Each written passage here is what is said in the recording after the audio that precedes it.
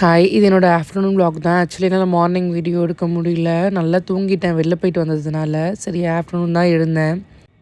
பார்த்தா பெட் ஃபுல்லாக நிறைய துணியாக இருந்தது. நாங்கள் யூஸ் பண்ண துணி எல்லாமே இருந்தது. சரி அது எல்லாமே எடுத்துகிட்டு போய் வாஷிங் மிஷினில் போடலாம் அப்படின்ட்டு போனேன்.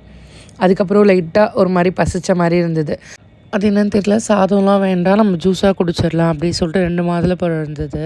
சரி ஒன்று மட்டும் நம்ம ஜூஸ் போட்டு குடிக்கலாம், இன்னொன்று அதுக்கு அடுத்த நாள் யூஸ் பண்ணிக்கலாம் அப்படின்னு இருந்தேன். சரி ஒன்றை கட் பண்ணி பார்த்தா ஒரு மாதிரி இருந்தது.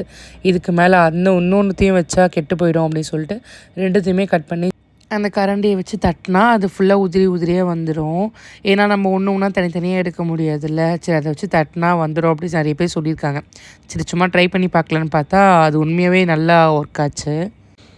அதுக்கப்புறம் பார்த்திங்கன்னா பச்சை பால் ஊற்றி எனக்கு அந்த ஜூஸை அரைச்சா எனக்கு ரொம்ப பிடிக்கும் குடிக்கிறதுக்கு. ஒரு சில பேருக்கு அந்த பச்சை ஸ்மெல் வந்து பிடிக்காது சொல்லுவாங்க. அது நல்லா காய்ச்சினக்கப்புறம் தான் குடிப்பாங்க. ஆனால் எனக்கு அப்படி இல்லை. எனக்கு வந்து நார்மலாகவே அந்த மில்கை அப்படியே காசாமலே ஊற்றினாலுமே எனக்கு ரொம்ப பிடிக்கும் அந்த ஸ்மெல் எல்லாமே. ஸோ அதை நான் ஊற்றினேன். அதுக்கப்புறம் பார்த்தா நிறைய பேர் பார்த்திங்கன்னா சர்க்கரை யூஸ் பண்ணுவீங்க. எனக்கு வந்து நாட்டு சர்க்கரை போட்டால் ரொம்ப பிடிக்கும். நீங்கள் ஒரு ட்ரை பண்ணி பாருங்கள். நாட்டு சர்க்கரை போட்டு நீங்கள் அதை அரைச்சி குடிச்சிங்க, ரொம்ப நல்லாவே இருக்கும் அந்த டேஸ்ட்டு. அந்த நார்மல் சர்க்கரையோட நாட்டு சர்க்கரை டேஸ்ட்டு இன்னும் கொஞ்சம் இன்க்ரீஸ் பண்ணி கொடுக்க சொல்லுவாங்க. அப்புறம் நேற்று நான் மிளகா எல்லாம் காய வச்சேன்னா அங்கேயே பார்த்திங்கன்னா அந்த கட்டை பேக்லேயே ஆல்ரெடி வந்துட்டு ஒரு சில பொருளாக இருந்தது. அதெல்லாம் டப்பாவில் போட்டு எடுத்து வச்சுருந்தேன். அப்புறம் ஆனியன், அதுக்கப்புறம் வந்துட்டு பொட்டேட்டோலாம் இருந்தது தனித்தனியாக. சரி அதெல்லாம் தூக்கி அது ஒரு ரேக்கில் அங்கங்கே எடுத்து வச்சுருந்தேன்.